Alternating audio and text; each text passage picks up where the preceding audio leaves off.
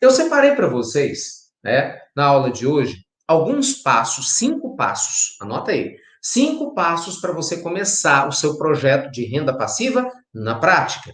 Então, hoje nós vamos colocar a mão na massa. Eu quero te mostrar que mesmo que você esteja desempregado, ou mesmo que você tenha pouco dinheiro, e óbvio, se você estiver trabalhando e com mais dinheiro, vai ser muito mais fácil, você tem condições de dar uma guinada na tua vida. Só que você precisa de uma direção. E eu espero que hoje à noite você possa ter essa direção e você que eventualmente vai assistir essa gravação amanhã também tenha esse insight e aproveite tudo que a gente preparou com muito carinho, tá bom? Então estão todos preparados aí? Então vamos lá. Gente, qual que é o primeiro passo que nós vamos ter que ter uma conversa séria aqui? Ai, ai, é conversa seríssima. Primeiro passo para você construir o teu projeto de renda passiva, você tem que controlar os seus gastos. Eu sei que já vou pegar na ferida aí de muita gente. Você tem que controlar seus gastos e começar a ter um projeto para pagar suas dívidas. Galera, eu sei que tem muita gente que ainda está endividada. Eu sei que muitos de vocês até ganham dinheiro, mas não sabem como economizar. Você sabe, eu trabalho com educação financeira há mais ou menos uns 20 anos. Bora arredondar aqui. Nesses anos todos, é muito interessante perceber a quantidade de pessoas que não têm noção que muitas vezes a vida financeira dessa pessoa não vai para frente. Por quê? Porque ela não se dá conta de como ela tem hábitos ruins. Se você é uma pessoa que não se dá conta de como você está com hábitos ruins, claro que você não vai sair do lugar. Aí eu vejo assim, gente, muitas pessoas falando assim: ah, eu não dou conta de investir. Ah, eu não consigo sair do lugar. Pois é, mas você não construiu a base. Pensa no seguinte comigo. Se você vai construir um prédio de vários andares, você concorda que você tem que ter uma base sólida? Sim ou não? Lembra? Prédio grande, base sólida. Essa base sólida, como que você vai construir? Estou falando de renda passiva aqui, tá, gente? Hoje a aula é renda passiva. Como que você vai construir o teu projeto de renda passiva? Primeira coisa é fazer o que eu falei ontem. Você tem que mudar a tua cabeça. Já falamos disso, não vou repetir. Porque se você tiver com aquelas crenças do eu não dou conta, eu sou muito velho para começar, eu sou funcionário público, não funciona para mim, eu sou muito novinha, eu não sei, sabe? Essa conversa, você não sai do lugar porque você já está se enrolando aí. Então, ou você quebra isso ou não sai do lugar. Então, partindo do pressuposto que a tua mente está focada em gerar resultado, que você está focado em criar possibilidade, capacidade e merecimento, você vai construir renda passiva começando com um controle de gastos. Gente, não tem como você construir um progresso se você gasta mais do que você ganha. Isso é matematicamente impossível. Não é sustentável no médio e longo prazo. Ponto. Vários países estão quebrados hoje porque estão gastando mais do que geram de renda. Ontem eu citei para vocês a história da Noruega, quem estava aqui ontem lembra. Contei a história da Coreia, países que fizeram uma revolução de 80-20 para 20-80 usando inteligência financeira. Mudaram a história do país. A Noruega hoje é o país de melhor IDH do mundo há mais de 10 anos. E a Coreia aumentou o PIB dela, a renda per capita, absurdamente, de US$ 100 para quase US$ 3.800 por habitante. Isso no espaço relativamente curto, de uma geração. Cara, essa é loucura, não é? Você vê que isso não é fácil, tanto que o nosso Brasil está capengando. Então, o que acontece? Para que você possa começar a controlar suas dívidas, primeira coisa é você analisar como é o teu padrão de gasto. Então, para isso, eu queria te ensinar algo importante. Tá? Eu sei que muita gente talvez já saiba o que eu vou falar, mas é aquela história, saber e não fazer é a mesma coisa que não saber. Então, o que eu quero te mostrar? Você tem que saber a diferença entre o que é importante e o que é necessário na hora de comprar alguma coisa. Muitas vezes, as pessoas, elas confundem esses conceitos e você sente a diferença no bolso. O que é uma coisa importante?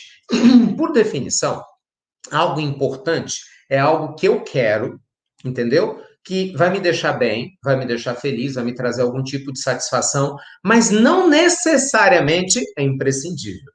Já algo necessário é algo que realmente eu preciso, e se eu não adquirir, se eu não comprar, eu vou ter um problema. Percebe a diferença? Exemplo, eu tenho uma reunião na semana que vem para uma entrevista de emprego. Sei lá, eu preciso ir a caráter, sabe? Vestido de uma maneira mais chique. Eu quero comprar uma roupa nova. Pergunta: você tem roupa na sua casa? Sim, tem. Mas é antiga, Ricardo. Eu já usei 2, 3 vezes. Tá, mas o cara que vai te entrevistar nunca te viu com essa roupa. Ela está em bom estado? Tá, mas eu queria uma coisa nova. Então é importante. Isso não é necessário. Aí você está desempregado. Vai fazer um. Olha, o povo pensa que o só faz loucura, né? Aí a pessoa vai comprar um vestido caro de R$ 1.000, uma roupa, um terno bacana, vai financiar em 10 vezes, sabe? Já não tem dinheiro e de repente vai lá e não passa na entrevista de emprego. Tu já pensou? Aí você fica com mais uma dívida e mais uma roupa lá. Não, outra coisa é, eu tenho uma entrevista de emprego, eu preciso ir vestido a caráter. Eu não tenho roupa. Literalmente, eu não tenho roupa para isso. E se eu não tiver, eu não vou lá, vou perder a entrevista de emprego. Opa! É necessário. Então, se você não quiser pedir emprestado para alguém, aí sim você vai lá, você vai comprar. Eu sei que pode parecer exagerado o que eu estou falando, mas é fundamental você pegar a tua lista de gastos, eu estou te mostrando o caminho das pedras, e você passar um pente fino. Entendeu? Você tem que passar um pente fino para saber quais são os gastos que você tem hoje na sua vida financeira que são importantes e quais que são necessários. Exemplo, você ter um gasto de cartão de crédito com saídas. Vamos supor que você gaste muito com comer fora. Alguém aqui come muito fora, não? Cachorro quente, self-service, faz lanchinho na lanchonete, cafezinho, pão de queijo, sanduíche, empada, coxinha. Se você botar na ponta do lápis quanto que você gasta comendo fora, você vai tomar um susto. A maioria das pessoas não faz isso. E aqui mais uma dica: tem um monte de aplicativos gratuitos que você pode baixar, que você vai ter acesso no teu celular para controlar os teus gastos. Você vai tomar um susto com quanto que você gasta comendo fora. Então, se você é dessas pessoas que gasta comendo fora, você vai descobrir que muitas vezes comer fora é importante, mas não é necessário. Por quê? Porque você pode ou levar comida de casa, ou então você pode até comer fora, mas você planeja antecipadamente quanto que você vai gastar, ao invés de comer de qualquer maneira. Então, assim, eu estou falando de coisas básicas, tá, gente? Há coisas maiores. Aí você vai ter que analisar se o custo com a conta de água, de luz, realmente você precisa. O teu plano de celular, ele tá de bom tamanho? Entende? E aí você vai analisando seu gasto com combustível, com carro. Quantas pessoas têm um carro acima do padrão que pode sustentar? Gente, carro é um buraco negro para sugar dinheiro, porque o carro desvaloriza a cada dia que você está com ele. Carro você gasta com imposto, IPVA, é ou não é? Com multa, manutenção e com custo de oportunidade, porque o dinheiro que você comprou o teu carro, ele está parado no carro. Se ele tivesse aplicado em alguma boa aplicação financeira, ele ainda está te rendendo dinheiro. Então, assim, antes que alguém fique preocupado, peraí, Ricardo, você está dizendo para eu não ter um carro? Não, eu estou dizendo que você tem que saber se o carro que você tem está dentro do tamanho do teu bolso. Porque muito brasileiro não sabe fazer isso. Ele cresce o olho em querer comprar um carro legal para mostrar para o vizinho, para poder ser respeitado, aquela loucura toda, e de repente não pode manter e vive com tudo atrasado. Você está entendendo a ideia? Então, gente, presta atenção nisso. Controlar seus gastos é uma ciência. É uma ciência porque envolve comportamento, envolve crenças, envolve a sua visão da vida. É uma questão de escolha. Me permita, mas eu vou contar um caso pessoal. Cada um é cada um. Eu, quando tinha 16 anos, eu me lembro desse dia. Eu estava assistindo uma série de filmes no feriado. Tá? Eu lembro que eu tinha acabado de assistir o filme Sonho de Liberdade. Vocês lembram desse filme, né? Com Morgan Freeman, um filme espetacular. E tinha terminado esse filme, eu estava pensando muito na vida, e eu tinha 16 anos. E naquela época, meu pai trabalhava muito e ganhava muito pouco. Pensa numa relação 80, né? Não é 80-20, era 90-10, de tão ruim, né? Porque ele trabalhava pra caramba, acabava com a saúde dele, a gente quase não via ele, ele ganhava muito pouco. E não dava nem para comer dentro de casa direito. E a situação complicada. E eu comecei a pensar, falei, gente, como é que vai ser minha vida, né? Literalmente, caiu uma ficha, assim. Eu falei, cara, eu quero começar a trabalhar. E eu sempre fui uma pessoa de economizar, nunca fui um cara de gastar. Eu lembro que quando eu ganhava mesada, ao invés de sair comprando, que nem eu vejo as crianças comprando, gastando tudo, eu pegava o meu dinheiro, guardava debaixo da cama. E um dia eu troquei por dólar. A primeira vez que eu troquei dinheiro, eu comprei US$ 30. Eu tinha 12 anos, mas eu fui lá comprar dólar porque eu conheci um amigo, nessa época eu morava em Jacareí, no interior de São Paulo, eu era pobre, sempre pobre, mas eu ganhava o dinheiro de uma avó. Ah, meu pai, toma um trocadinho, meu filho, toma não sei o quê, eu guardava. E aí, esse amigo meu tinha o hábito de comprar dólar. Eu, gente, comprar dólar, né? Pois eu fui lá e comprei dólar. Botei debaixo da cama. Aí um dia eu cheguei em casa, minha mãe descobriu que tinha dinheiro lá, pegou os dólares, vendeu e gastou. Pensa numa frustração. Mas precisava, né? A gente passava necessidade, precisava. Mas assim, o que eu quero te contar? É escolha. Tem menino, tem adolescente que fala que pega o dinheiro, gasta. Aí o que acontece? Você vira um adulto com esse mesmo tipo de pensamento. Eu trabalhei com futebol profissional. Olha que loucura isso. Eu trabalhei no time do Atlético, trabalhei com o time do Cruzeiro, a gente viajava, tive contato com um treinador de seleção brasileira, com jogadores que jogaram no exterior em diversos clubes brasileiros. Gente, muito louco, né? O jogador de futebol, boa parte das vezes, quando ele saía da base e ele se destacava e assinava um contrato profissional, a maioria deles, literalmente, era muito pobre. Então, eles não tinham nem onde morar, eles moravam em alojamento. Pois o cara, a primeira coisa que ele fazia era comprar um carro, ao invés de ele comprar um lugar para ele morar. Por quê? Porque ele queria mostrar o carro para todo mundo. Eu lembro que eu conversava com um diretor de futebol na época, né? O Maluf, que foi um grande diretor, um grande profissional, e ele falava: Ricardo, não dá para entender. Sabe, esses meninos, eles querem aparecer mais uns para os outros, então o carro é mais importante do que a casa. Então você vê como é que é a mentalidade do brasileiro: gasta mal dinheiro, usa mal dinheiro. Depois reclama que o dinheiro não dá, que o dinheiro está curto. Entende? Então você vai ter pessoas que não controlam os seus gastos ganhando milhões, e você vai ter uma galera que não controla seus gastos ganhando um salário mínimo. É um vício, está na mente, é um péssimo hábito. Você está entendendo a ideia? Se você não tiver o hábito de economizar, se você não tiver o hábito de rever o que é importante e o que é necessário da tua vida, não espere que você vai sair e que você vai progredir, porque você não vai. Então, controlar os gastos, eu não estou falando para você ser tio Patinhas, para você ser pão duro, mas você precisa entrar no jogo do controle dos gastos. Gente, a galera que o marido controla o gasto, mas a esposa gasta.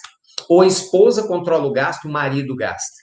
Então, se você está com a tua família, ainda tem esse detalhe, você tem que botar a galera toda junto, entendeu? Filhos, todo mundo junto. Na família, você tem que ter uma reunião com a tua família para rever potencial de economia. Deixa eu mostrar um cálculo para vocês a esse respeito. Ó, olha como isso é sério, gente. Essa questão de economizar. Bora fazer um cálculo. Ó, tá aqui, tá até em branco. Se você ganha, olha que interessante, R$ 1.000 por mês, vou fazer um cálculo com um número bem simplesinho, para poder facilitar. Vamos supor que você está lá, né, se esforçando e tal, e você está ganhando R$ 1.000 por mês. Então, assim, conta simples, né? Pô, gasta R$ 1.000 por mês. Você ganha 1.000. Se você conseguir economizar 10%, supondo que você gaste tudo, se você conseguir economizar só 10%, melhorando um pouquinho aqui, um pouquinho acolá, conversa com a esposa, com o marido, com o filho, enfim, não importa.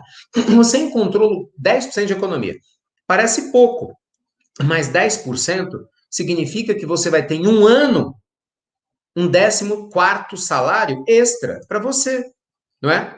Porque em um ano, se você economizar R$ 100, você vai ter R$ 1.200.